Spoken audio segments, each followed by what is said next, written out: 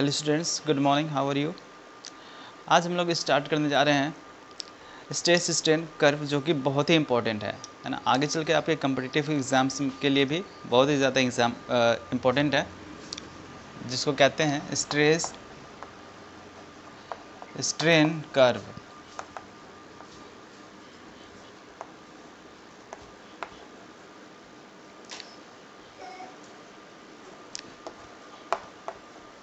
ठीक है, stress strain curve में है ना, जैसे हुक्स लॉ में हमने देखा था कि stress is directly proportional to strain, है ना।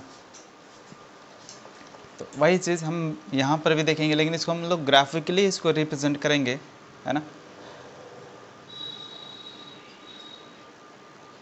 तो ये हमारा जो एक्सिस होगा वो स्ट्रेस का होगा, और ये एक्सिस जो होगा वो स्ट्रेन का होगा, है ना। स्ट्रेन का क्या यूनिट होता है ना, आप लोग बताइएगा।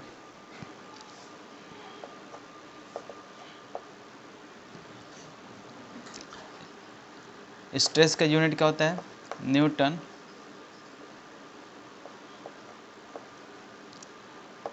पर मीटर स्क्वायर भी हो सकता है, न्यूटन पर मीटर भी हो सकता है, न्यूटन पर मीटर क्यूब भी हो सकता है ना। क्योंकि अगर हम बात करेंगे, है ना, लॉन्गिट्यूडनल स्ट्रेस की, तो फोर्स पर यूनिट लेंथ होगा। शेयर स्ट्रेस की बात करेंगे तो फोर्स पर यूनिट एरिया होगा, है ना। वॉल्यूमेट्रिक स्ट्रेस की बात करेंगे तो फोर्स पर यूनिट वॉल्यूम होगा, है ना। तो जनरली हम क्या लिखते हैं? फोर्स पर यूनिट एरिया, है ना। लेकिन यहाँ पे जो हम देखने वाले हैं वो है किसी भी रॉड के कारण, यहाँ पे एक फिक्स सपोर्ट है, इसको फिक्स सपोर्ट कहते हैं। यहाँ से हमने एक रॉड ले लिया है ना। इस रॉड को हम क्या करेंगे? कनेक्ट करेंगे किसी एक्सटर्नल डिवाइस से, एक्सटर्नल जिसके पास क्या हो, मास हो। इसकी लेंथ मान लेते हैं कितनी है, यहाँ से ले करके यहाँ तक इसकी लेंथ L मीटर है, ठीक है, अप टू दिस हाइट, ठीक है ना। लेकिन जैसे इसके ऊपर हम फोर्स अप्लाई करेंगे, सपोज दैट F न्यूटन का फोर्स हमने अप्लाई किया, या फिर कोई मास हमने इससे क्या करिए, अटैच करके हैंग कर दिया, तो ये नीचे की तरफ फोर्स लगाएगा, तो इसके ऊपर एक फोर्स काम करेगा जिसको टेंसाइल फोर्स कहते हैं हम लोग, है ना। तो वो क्या करेगा? इसको स्ट्रेच करेगा, इसके जो इंटरमॉलिक्यूलर स्पेसेस हैं, इंटरमॉलिक्यूलर डिस्टेंसेस हैं, उसको क्या करेगा? इंक्रीज करेगा, ठीक है। तो इसकी वजह से क्या होगा कि इसकी जो लेंथ होगी वो थोड़ी सी इंक्रीज होगी, है ना। तो मान लेते हैं कि ये डॉटेड लाइन से इसको शो कर लेते हैं कि यहाँ तक आएगा, ठीक है ना। तो लेंथ जो इंक्रीज हुआ वो कितना हो गया? मान लेते हैं वो यहाँ तक आ गया, ठीक है, लेंथ। अब उसके बाद से हम देखेंगे कि होता क्या है कि जैसे हमने इसको क्या किया, लोड अप्लाई किया, जैसे हम लोड अपना हटा लेंगे, फोर्स जो हमने इस पर अप्लाई किया हुआ है, ये अगर फोर्स हम हटा लेते हैं तो क्या होगा कि ये अपनी ओरिजिनल स्टेट में जाने की कोशिश करेगा, ओरिजिनल साइज रीगेन करने की कोशिश करेगा और रीगेन कर लेगा, है ना। तो इसको हम क्या कहेंगे कि इसके अंदर क्या था? स्ट्रेस था जब तक हमने फोर्स अप्लाई किया, लेकिन जैसे स्ट्रेस हम ख़त्म कर देंगे, स्ट्रेस मतलब स्ट्रेस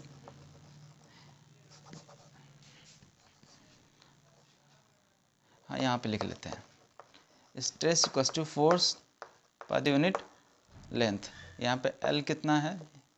कैपिटल है ना। और स्ट्रेन की बात करें तो स्ट्रेन क्या होता है? Change in length upon original length, ठीक है ना। तो यहाँ पे जैसे ही हमने फोर्स हटा लिया, फोर्स जीरो हो गया, तो स्ट्रेस कितना हो गया? जीरो हो गया, है ना। और ये रॉड जो था, जो वायर था, है ना, जितना स्ट्रेच हुआ था लोड हटाने के बाद वापस अपनी ओरिजिनल लेंथ तक पहुँच गया। इसका मतलब चेंज इन लेंथ भी कितना हो गया? जीरो हो गया, है ना। तो ना ही वहाँ पे स्ट्रेस होगा, ना ही वहाँ पे स्ट्रेन होगा, ठीक है, जैसे ही हम लोड हटा लेते हैं, ठीक है। तो जैसे ये वापस अपनी पुरानी पोजीशन में चला जाएगा तो इसको कहेंगे इलास्टिक प्रॉपर्टी, ठीक है। अब देखते हैं हम लोग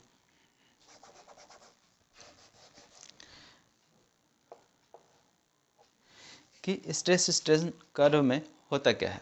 ठीक है, तो जैसे ही हम इसके ऊपर फोर्स अप्लाई करते जाते हैं, फोर्स बढ़ाते जाते हैं, फोर्स बढ़ाते जाते हैं, तो इसका जो लेंथ है वो भी बढ़ता चला जाएगा। ठीक है, किस रेशियो में बढ़ेगा? फोर्स हमें बहुत ज़्यादा बढ़ाना पड़ेगा,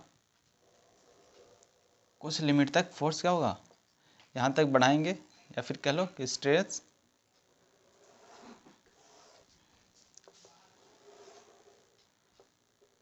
है ना, ये जो कर्व दिखाई दे रहा है ना, ये जो लाइन है वो स्ट्रेस का कर्व है ना, और इधर जितना बढ़ेगा वो किसका बढ़ेगा? स्ट्रेन का। तो जहाँ तक ये स्ट्रेट लाइन है, जहाँ तक ये स्ट्रेट लाइन है उसको मान लेते हैं पॉइंट ए है। यहाँ पे कर्व है ना, कर्व स्ट्रक्चर यहाँ तक है ना, इसको मान लेते हैं बी है ना, ये जो पॉइंट है इसको मान लेते हैं सी, और ये जो पॉइंट है जो सबसे ऊपर है ना, टॉप पे जो है उसको डी मान लेते हैं, और ये जो पॉइंट है वो ई पॉइंट है। अब यहाँ पे 0 टू ए तक है ना, ये स्ट्रेट लाइन है, ये क्या है ना, ये इतना स्ट्रेस हो चुका है, 0 से लेके यहाँ तक क्या हुआ, स्ट्रेस हुआ इतना है ना, इतने मैग्नीट्यूड का फोर्स पर यूनिट लेंथ हुआ है ना। फोर्स बढ़ाते जाएंगे है ना, लेंथ तो इसका उतना ही रहेगा, लेंथ उसका इतना ही रहेगा, फोर्स हम बढ़ाते जाएंगे, जितना ज़्यादा हम फोर्स लगाएंगे उतना ज़्यादा स्ट्रेस बढ़ता जाएगा। तो स्ट्रेस हमारा इतना हो चुका है, उस टाइम पे स्ट्रेन कितना होगा, स्ट्रेन हमारा इतना है ना। जब फोर्स 0 था तो स्ट्रेस भी 0 था, स्ट्रेन भी 0 था। जब फोर्स 0 तो स्ट्रेन होगा ही नहीं, वहाँ पे चेंज इन लेंथ आएगा ही नहीं। ठीक है, तो यहाँ पर क्या हो गया, 0 हो गया, दोनों ही 0 हैं, स्ट्रेस और स्ट्रेन। लेकिन जैसे जैसे हम फोर्स बढ़ाते जाएंगे वैसे वैसे क्या होगा, चेंज इन लेंथ बढ़ता जाएगा, तो स्ट्रेन की वैल्यू भी बढ़ेगी। स्ट्रेन का वैल्यू मतलब change in length upon original length. ठीक है ना, तो फोर्स बढ़ने से ही ये लेंथ बढ़ेगा है ना, इसको छोड़ देते हैं, ये ओरिजिनल लेंथ है, इससे कोई इफेक्ट नहीं पड़ेगा। और स्ट्रेस की बात करें तो फोर्स पर यूनिट लेंथ है, तो फोर्स बढ़ाते जाएं है ना, तभी तो ये बढ़ रहा है। तो ऐसे ही हम कहेंगे कि इस टोटल स्ट्रेस इस क्वांटिटी पे डिपेंड कर रहा है, फोर्स पे, और टोटल स्ट्रेन किस पे डिपेंड कर रहा है, चेंज इन लेंथ पे। तो चेंज इन लेंथ तभी होगा है ना, तभी इंक्रीज होगा जब फोर्स इंक्रीज करेगा। ठीक है, तो फोर्स हम इंक्रीज कर रहे हैं, या फिर कहें हम क्या इंक्रीज कर रहे हैं, स्ट्रेस इंक्रीज कर रहे हैं। हम ये कहें कि फोर्स इंक्रीज करें, इस पर फोर्स इंक्रीज कर रहे हैं, या फिर स्ट्रेस इंक्रीज करें, बात एक ही है। ठीक है ना, तो स्ट्रेस इंक्रीज होने से स्ट्रेन भी इंक्रीज होगा, स्ट्रेस का मतलब चेंज इन लेंथ भी बढ़ेगा वायर का है ना। तो यहाँ तक जो आता है ना, इस पोजीशन तक है ना, इसको कहते हैं इलास्टिक लिमिट है ना, 0 से लेके ए तक, 0 टू या O टू ये क्या कहलाता है, इलास्टिक लिमिट।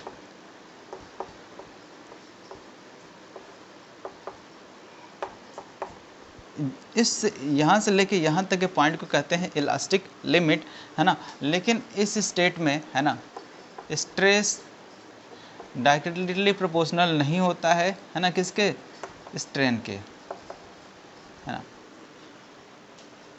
इसमें है ना हमको एक से दो जगह मिलता है ना, वो भी एग्जैक्ट नहीं मिलेगा। Stress directly proportional to strain, जितना स्ट्रेस बढ़ा उतना स्ट्रेन बढ़े है ना, ये फॉलो नहीं करता है ना, रेयरली फॉलो कर सकता है, लेकिन ये मटेरियल टू मटेरियल वैरी करेगा। ठीक है ना, कि अगर हमने मान लिया स्टील का वायर लिया है ना, तो उसका कितना स्ट्रेस होगा फोर्स लगाने पे, आयरन का रॉड लिया तो वो कितना स्ट्रेच होगा। ठीक है, तो वो मटेरियल टू मटेरियल वैरी करेगा। ठीक, अब हम ए टू जब बी जाते हैं है ना, तो अभी एक बात और समझ लें कि अगर हमने स्ट्रेस यहाँ तक बढ़ाया, अब उसके बाद से हम फोर्स अगर हम रिमूव कर दें, फोर्स अगर हम हटा लें तो इसमें स्ट्रेस हमने क्या कर दिया, जीरो कर दिया। फोर्स हटा दिया मतलब फोर्स जीरो, तो मतलब स्ट्रेस जीरो।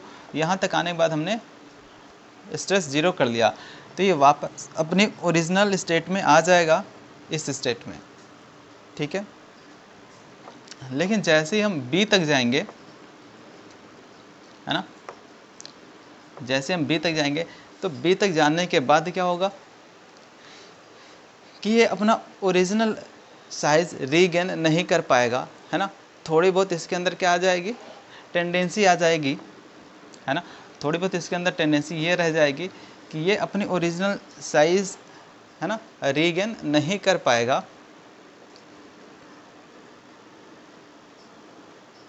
ठीक है, इट मीन्स उसके अंदर क्या होगा, थोड़ा सा स्ट्रेन होगा, चेंज इन लेंथ थोड़ा सा होगा।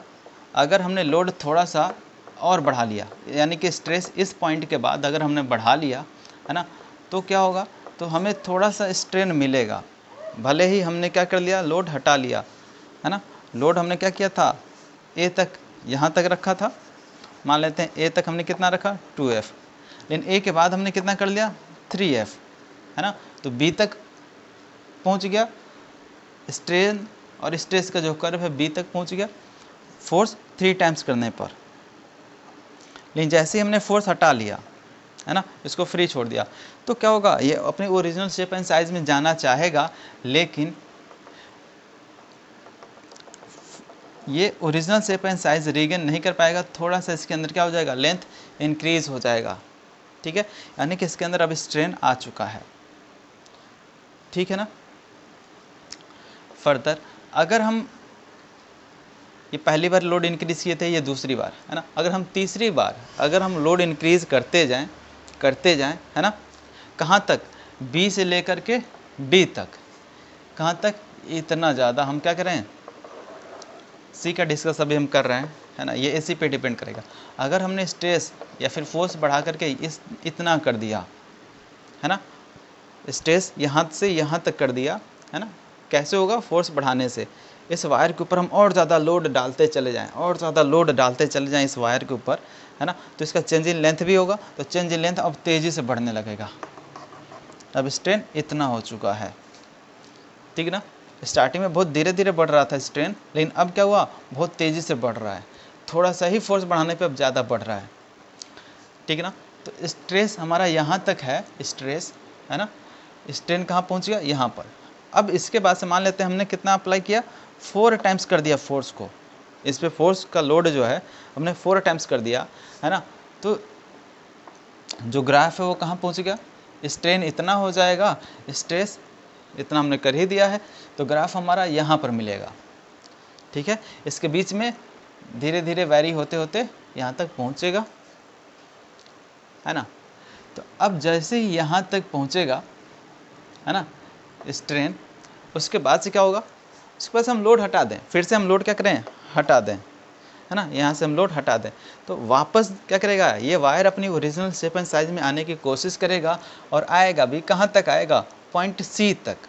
पॉइंट सी तक आने के बाद वापस अब थोड़ा सा भी नहीं बढ़ेगा, ठीक है, मतलब इसके अंदर थोड़ा सा और लेंथ इंक्रीज हो जाएगा और यहाँ तक हो जाएगा, है ना। तो अब इसके बाद से ये प्लास्टिक बिहेवियर शो करेगा। प्लास्टिक बिहेवियर का मतलब दोज बॉडी, है ना, जिसमें हम क्या करेंगे, डिफॉर्मिंग फोर्स अप्लाई करेंगे, है ना। डिफॉर्मिंग फोर्स अप्लाई करने के बाद उसका क्या होगा, शेप एंड साइज चेंज हो जाएगा। जैसे ही डिफॉर्मिंग फोर्स हम हटाएंगे, रिमूव करेंगे, तो अगर वो बॉडी क्या करे, अपने original shape and size regain करने की कोशिश ना करे, तो इसको क्या कहेंगे, प्लास्टिसिटी कहेंगे, प्लास्टिक बॉडी कहेंगे, ठीक है। इसका एग्जांपल भी दिया था, क्ले होता है, पुट्टी होता है ना, इसको हम क्या करें, इसके ऊपर हम फिंगर से या फिर अपने हाथ से क्या करें, इसकी शेप एंड साइज चेंज कर दें, तो वह अपनी पुरानी पोजीशन में आने की कोशिश नहीं करता है, ठीक है। क्ले हो गया, मड हो गया, पुट्टी हो गया, तो इसके अंदर क्या प्रॉपर्टी है, प्लास्टिसिटी की, ठीक है ना। तो अब क्या हो जाएगा, लोड हटाने के बाद ये वापस आना चाहेगा यहाँ तक, लेकिन आ नहीं पाएगा, सी तक ही रुक जाएगा, क्योंकि हमने लोड बहुत ज़्यादा अप्लाई कर दिया है, लेंथ अब बहुत ज़्यादा चेंज हो चुका है ना। तो वापस आते आते क्या होगा, यहाँ पर आकर के रुक जाएगा। इसी पॉइंट को कहते हैं, है ना, परमानेंट सेट कहते हैं, ठीक है। ए टू बी क्या होगा, सम स्ट्रेन होगा वहाँ पे, क्या होगा, कुछ स्ट्रेन वहाँ पर मिलेगा हमें, और B2C है ना, ये कौन सा बिहेवियर करेगा, प्लास्टिसिटी का बिहेवियर शो करेगा, ठीक है। और जो पॉइंट C होगा वो क्या करेगा, परमानेंट सेट कहते हैं इसको, परमानेंट सेट का मतलब कि अब ये परमानेंटली यहीं पे सेट हो चुका है, जो भी मटेरियल है ना, वो मटेरियल यहाँ पे सेट हो चुका है। अगर आपके दिमाग में रबर है ना, तो रबर को थोड़ी देर के लिए हटा करके कोई सॉलिड है ना मेटल ले लीजिए, है ना, तो मेटल क्या करेगा कि वो इस तरह की बिहेवियर शो करेगा। लेकिन रबर लेंगे तो रबर क्या होता है, बहुत बार हम कई बार क्या करें, उसको स्ट्रेच करें और छोड़ दें, है ना, फोर्स लगाना हटा दें, तो वापस अपनी पुरानी पोजीशन में आ जाता है, ठीक है। रबर की बात करें तो वो क्या कहता है, अपनी पुरानी पोजीशन में आ जाता है बार बार। लेकिन हम यहाँ पे कोई मेटल ले लें, है ना, तो ये फिनोमेना होती है कि जैसे जैसे हम लोड बढ़ाते जाएं इसके ऊपर, जैसे जैसे इसके ऊपर हम फोर्स बढ़ाते जाएं, इसका लेंथ बढ़ता चला जाएगा, ठीक है। और जैसे जैसे फोर्स हम हटाते जाएंगे, है ना, वैसे वैसे ये अपनी पुरानी पोजीशन में आना चाहेगा। लेकिन जब फोर्स बहुत ज़्यादा होगा तो वो अपनी पुरानी पोजीशन पे आ नहीं पाएगा, क्योंकि वो बहुत ज़्यादा स्ट्रेच हो चुका है, ठीक है। और ज़्यादा फोर्स अप्लाई किया, है ना, B से लेकर D तक फोर्स अप्लाई कर दिया, तो थोड़ा सा कम ही अपना ओरिजिनल शेप एंड साइज क्या करेगा, रीगेन करेगा, मतलब यहीं पर आकर के रुक जाएगा,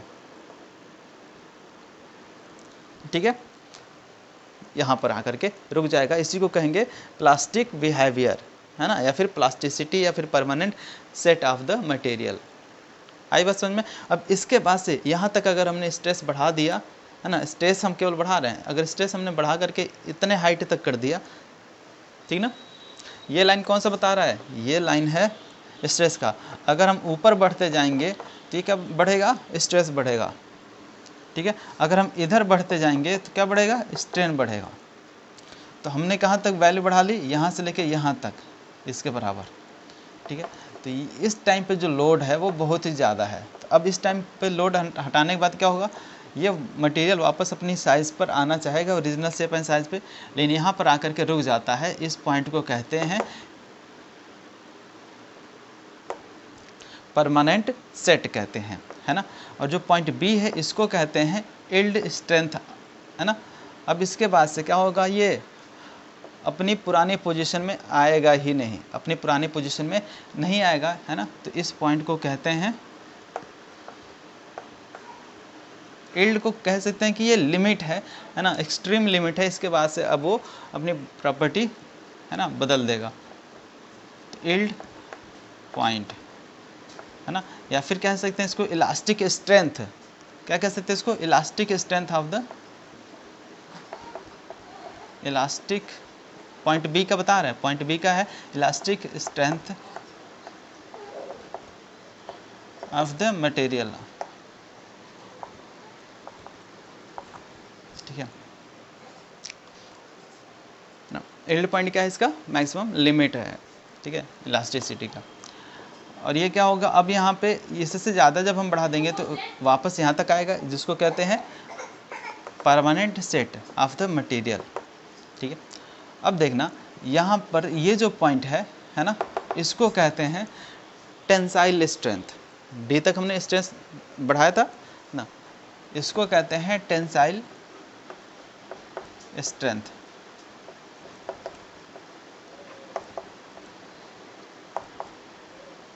टेंसाइल स्ट्रेंथ, ठीक है।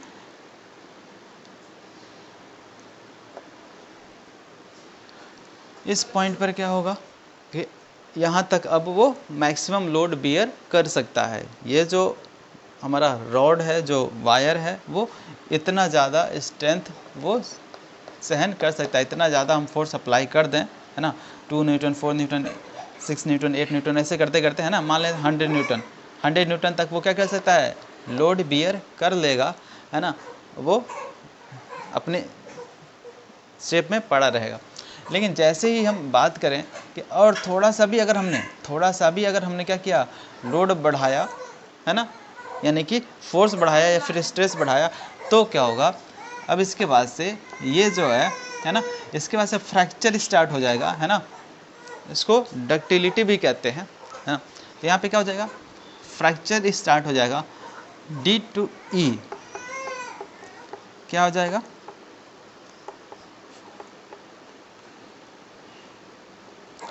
फ्रैक्चर होना स्टार्ट हो जाएगा। यानी कि मेटल के अंदर, है ना, अगर इस तरह का मेटल है ना, मेटल वायर है, तो उसके अंदर किस तरह का फिनोमेना स्टार्ट हो जाएगा, अब उसके अंदर इस तरह का फिनोमेना स्टार्ट हो जाएगा, देख लीजिए, है ना, है ना। अब वो टूटने के लिए तैयार होने लगेगा, है ना। इस तरह से वो अब जगह जगह से क्या होगा, इस तरह का शेप बनना स्टार्ट हो जाएगा, है ना। जगह जगह से ऐसे इस तरह का शेप बनना स्टार्ट हो जाएगा, वो टूटने के लिए तैयार है। तो जैसे ही अब और हम ज़्यादा लोड बढ़ाएंगे तो वो यहाँ से टूट सकता है। तो इस तरह की बिहेवियर क्या होगा, इस तरह का पैटर्न इसके स्किन पे बनने लगेगा इस वायर के, और वहीं से वो टूट जाएगा, ब्रेक हो जाएगा, ठीक है। तो जहाँ से टूट जाएगा तो उसी को कहते हैं फ्रैक्चर पॉइंट, ठीक है। क्या कहते हैं, फ्रैक्चर पॉइंट कहते हैं, ठीक है ना। तो ये रहा स्ट्रेस स्ट्रेन कर्व, है ना।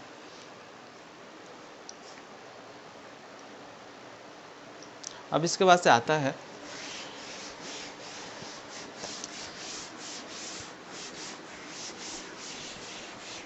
कि इसकी वैल्यू कैसे चेंज होती है स्ट्रेस स्ट्रेन में।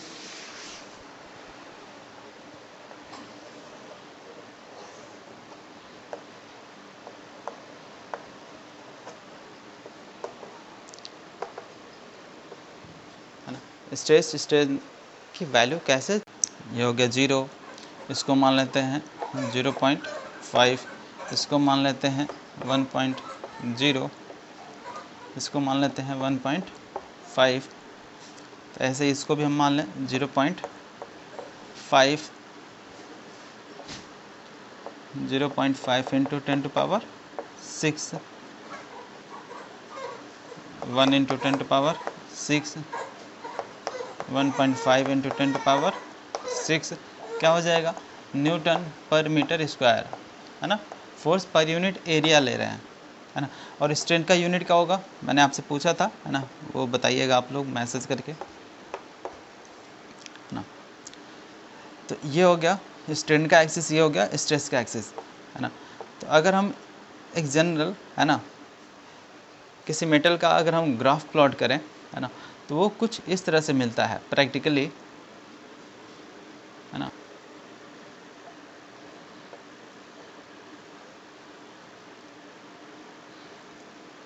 इस तरह का पैटर्न मिलेगा, ठीक है।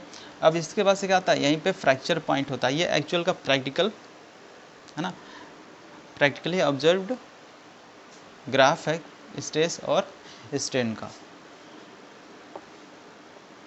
ठीक है। ये तो एक एग्जांपल था, किसी मेटल का हमने क्या किया, यहाँ पे एक ग्राफ प्लॉट कर लिया है स्ट्रेस और स्ट्रेन का। अब इसके बाद से एक आता है टर्म, है ना, इलास्टिक मॉडुलाई, इलास्टिक मॉडुली कहते हैं, है ना। और दूसरा टर्म है, इसी के साथ डिस्कस कर लेते हैं, यंग्स मॉडुलस,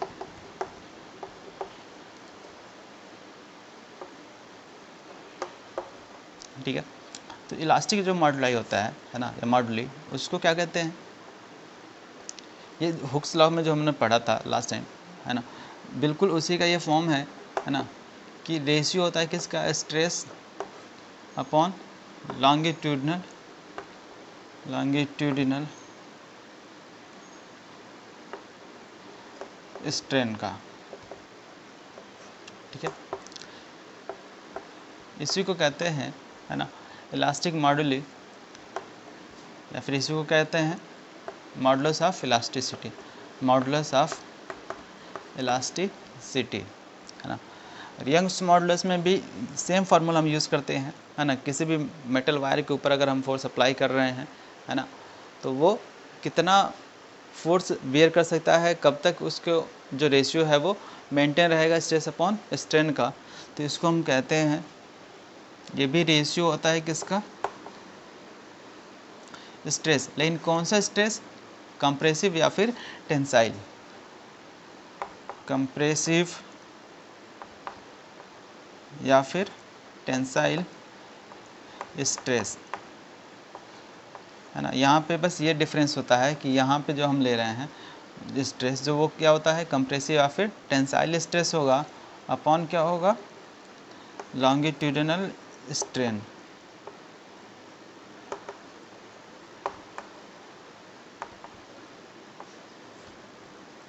ठीक है, यंग्स मॉडुलस को हम, है ना, y से डिनोट करते हैं। तो y इक्वल्स टू क्या आया stress upon strain, stress upon strain, है ना।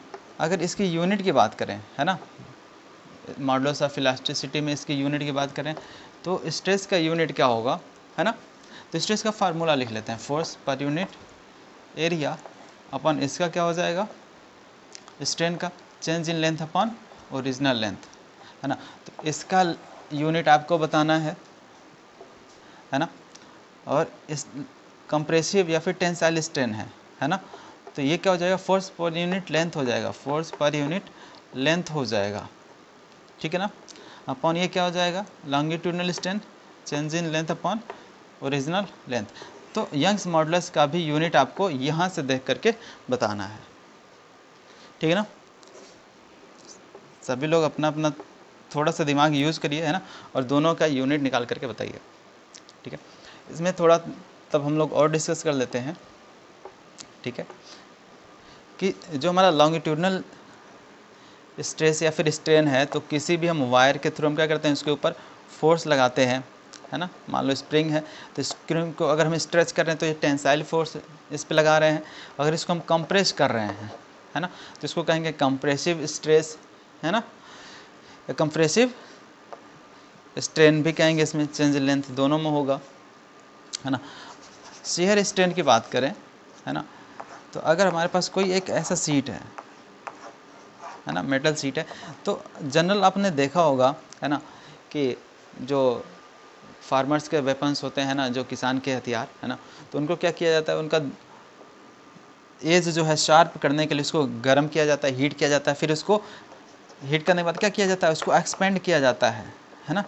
तो उसका क्या हुआ एरिया बढ़ा गया, इसमें लेंथ भी बढ़ा और थोड़ा बहुत इसमें, है ना, इसको शार्प करके इसका ब्रेथ भी बढ़ाया जाता है। तो इसका एरिया ओवरऑल क्या होता है इंक्रीज होता है, क्या होता है इंक्रीज होता है इसका एरिया। तो इसको क्या कहते हैं फोर्स पर यूनिट एरिया को कहते हैं शियर स्ट्रेस कहते हैं। शियर स्ट्रेस में क्या होगा लेंथ और ब्रेथ इसमें इन्वॉल्व होगा शियर स्ट्रेस में। अगर हम बात करें वॉल्यूमेट्रिक स्ट्रेन की, तो उसमें क्या होगा कि मान लें हमारे पास क्या है एक कोई बुक है ना, उसके ऊपर अगर हम फोर्स लगाते हैं लेकिन थोड़ा सा किसी एंगल पे लगाएं तो क्या होगा ये थोड़ा सा पैटर्न क्या हो जाएगा इसका इधर चला आएगा, है ना। बुक है, बुक के ऊपर अगर हम फोर्स ऐसे लगाएं तो कोई इफेक्ट नहीं पड़ेगा, लेकिन थोड़ा सा तिरछा करें, है ना, किसी एंगल पे लगाएं तो वो थोड़ी सी चेंज हो जाएगी, है ना, उसका एंगल क्या होगा चेंज हो जाएगा, तो उसका वॉल्यूम क्या होता है चेंज हो जाता है। तो ओरिजिनल वॉल्यूम से और जो नया वाला वॉल्यूम है दोनों के बीच में हमें डिफरेंस मिलता है, तो उसको कहते हैं वॉल्यूमेट्रिक स्ट्रेन। तो उसका क्या होता है change in volume upon original volume, ठीक है ना। अब इसके बाद से कुछ न्यूमेरिकल्स हैं हम लोग उसको सॉल्व करेंगे, ठीक है। तब तक के लिए थैंक यू।